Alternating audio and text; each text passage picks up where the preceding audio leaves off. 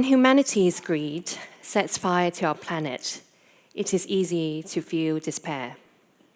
In the face of torrents of climate change, it is easy to feel despair. But I believe there's a different way. I've learned that empathy compels us to action. And how have I learned that?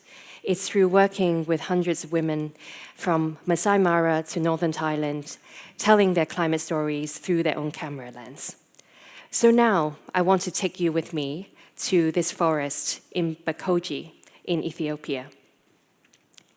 It's hot, and the sun rays are shining through the dense layers of trees, and you can hear the kettle mooing.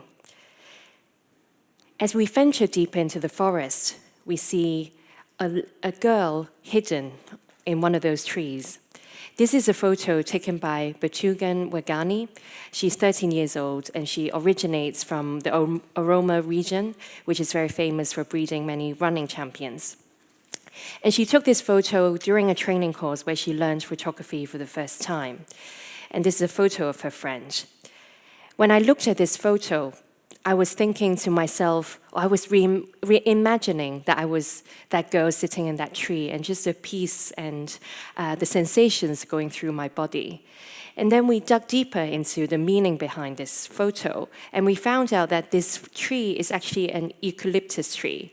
So eucalyptus trees are found very common in many forests in Ethiopia, but they're actually not native trees. So they were planted here around decades ago to actually meet the increasing demand for electricity, for fuelwood.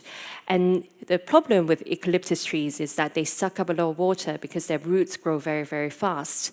And a lot of women, as we found out from our students like Butunkan, is that a lot of women are replanting, repopulating the forest with native trees so that we can overcome the problem of land infertility.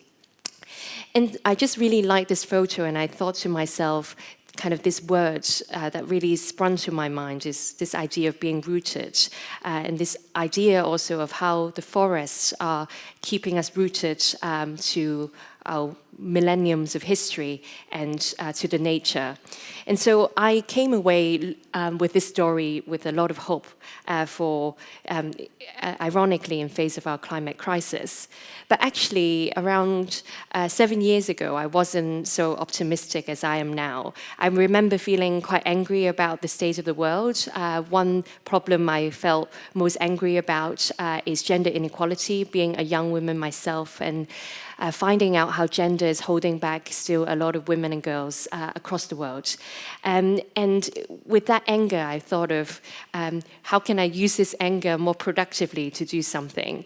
And then I started digging into the root causes of gender inequality. And one of the root causes I felt was actually women and girls not being able to tell their own stories, that they are always represented by other people, that they don't have the agency to speak. And we actually don't know what are the real solutions for these women and girls. And so I had this idea, which really came from my grandmother. She can't read and write, like many women, actually 2/3 of the world's illiterate population being women. She can't read and write, but she expresses herself through photography. So I thought, could I have this idea where women and girls can express themselves freely through photography? And that's how I started Lensational. Back in 2013, originally as a Facebook page with the aim of empowering women and girls through photography and storytelling.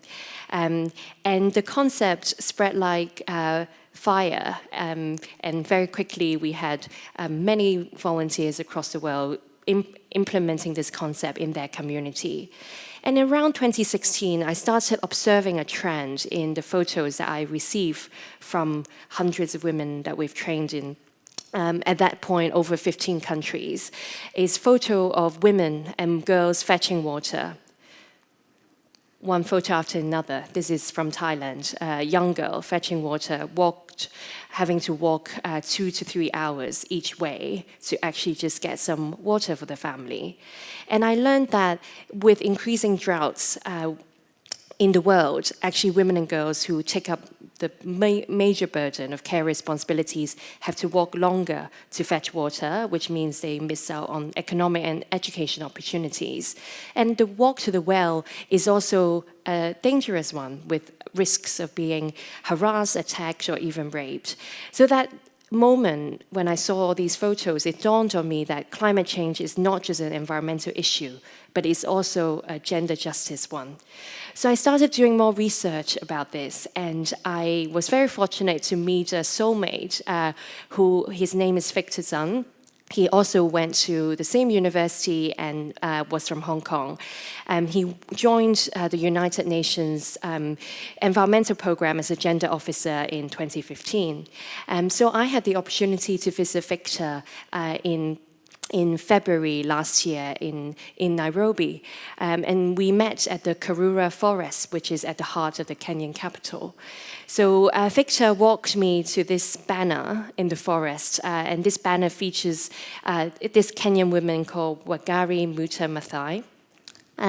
She was one of the women who really pioneered this effort to actually save the forest. So the forest was at the brink of being demolished to pave way for urban development, but she, through blood, sweat, and tears, actually went and conquered and successfully preserved the forest.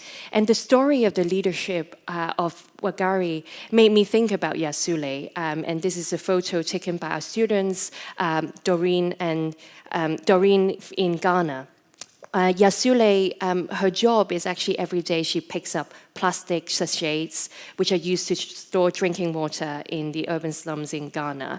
And she then would bring these plastic sachets to a social enterprise that then recycles them into raincoats. So I think these stories tell us why women and girls bear the brunt of the damage caused by climate change. They are also agents of change.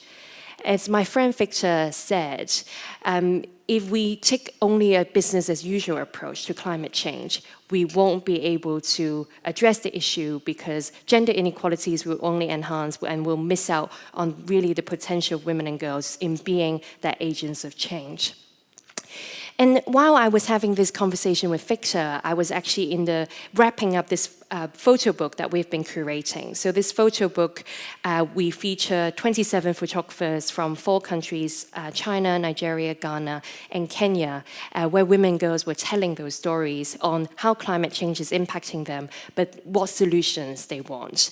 And when I was walking and spending time with Victor in the forest, I then thought, actually the forest is really a metaphor for what we're trying to achieve.